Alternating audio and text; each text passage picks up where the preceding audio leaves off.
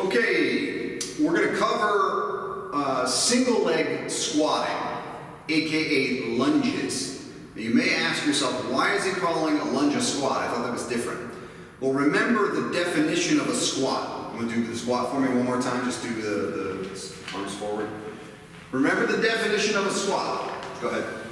Trunk and tibia parallel as he goes up and down. Go ahead, stand up, good. So now, as long as we maintain that position, whether it's a single leg or two legs bilateral, it's still a squat pattern.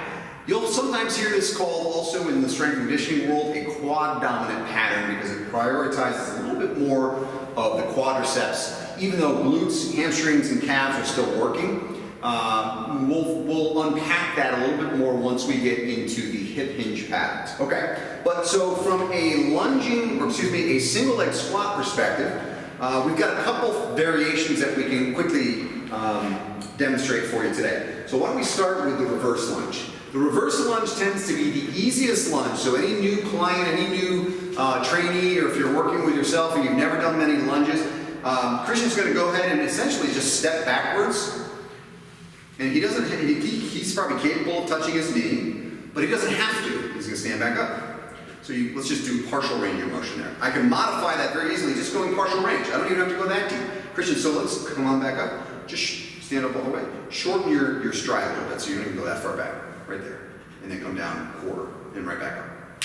So by adjusting his stride length, we'll really determine how much muscle activation he's going to get. Let's look at this one more time. So do your standard reverse lunge. Full stand? Yeah, whatever's comfortable for you. Yep. Okay. Hey, good. Arms out in front. Good. So he's a little more vertical here, but his chin is also vertical. So you still see those relative parallels when he's doing that. So that's the reverse lunge. Okay. So let's do the forward lunge. The next progression would be a forward lunge. The reverse lunge is going to be the easiest version of lunging. Forward lunge. So now, you've seen this a lot probably before. He's simply going to step forward and then lunge down or squat down and stand right back up, pushing away.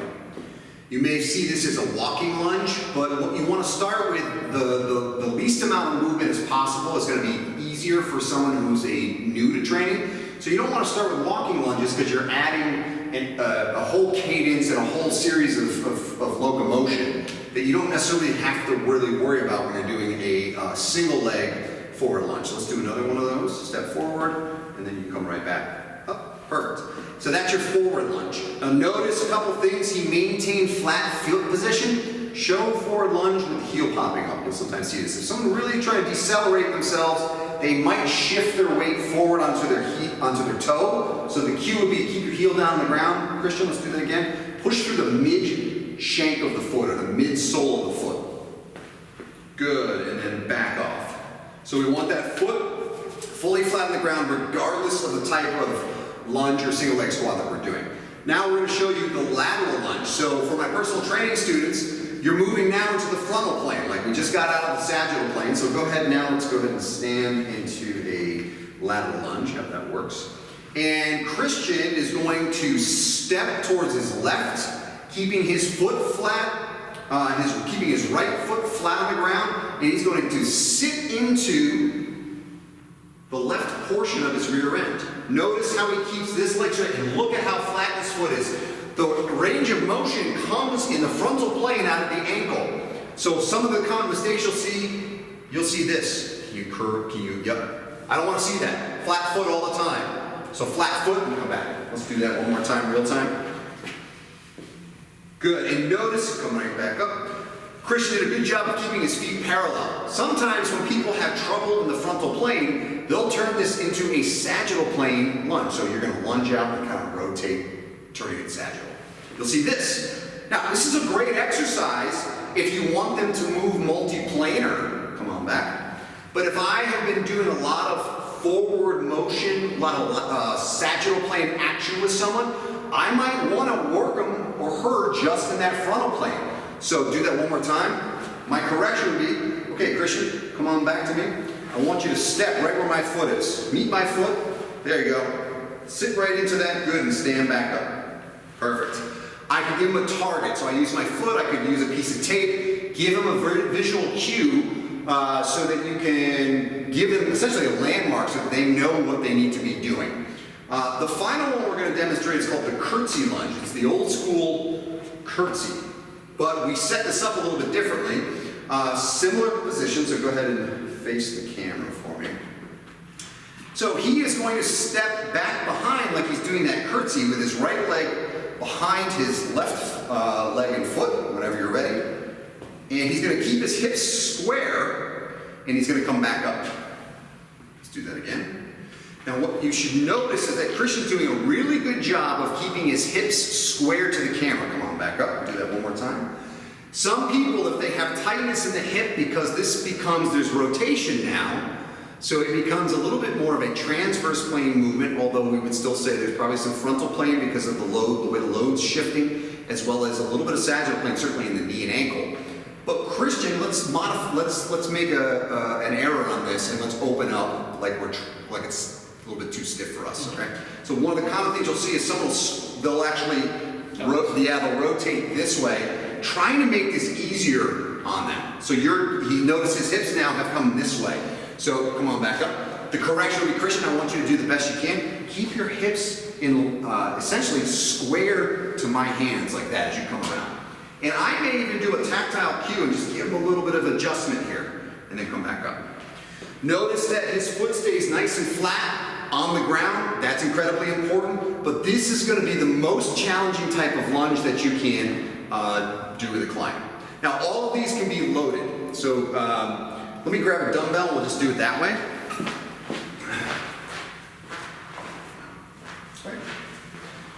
So we'll load him up. This can be done with, it's really easily done with a goblet squat, so a kettlebell works as well.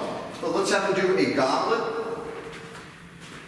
So now we've loaded him up, so go ahead and do a forward lunge for me. Or sorry, go forward and then we'll go reverse. So forward, good, and then back off. Let's do a reverse lunge. He's stepping behind. Good, do a lateral lunge. He's getting a workout today, good. And now come back, let's do one curtsy lunge, come towards me. So we actually just put him through all four in one motion. Go ahead and pause, great. We put him through all four exercises in one motion. So once someone masters one position, one pattern, there's nothing wrong with upping the ante, assuming they've managed to learn and are comfortable doing the other patterns individually. You can combine them. That would be an exercise progression, and that's something you could advance in someone's exercise program design later on down the road once they feel more comfortable and confident. Awesome. Maybe something like this. Are you showing? Yeah. Okay, so he's got a lap, good. So let's start over here. So he's focusing, he's keeping one foot stationary. Notice his left foot is always stationary, and his right foot is doing all the movement. Now, let's pause for a second. We can take this even one step further. I can actually create a little bit more challenge for him by me cueing him what I want him to do. So I'm going to say, Christian, forward lunge, right foot.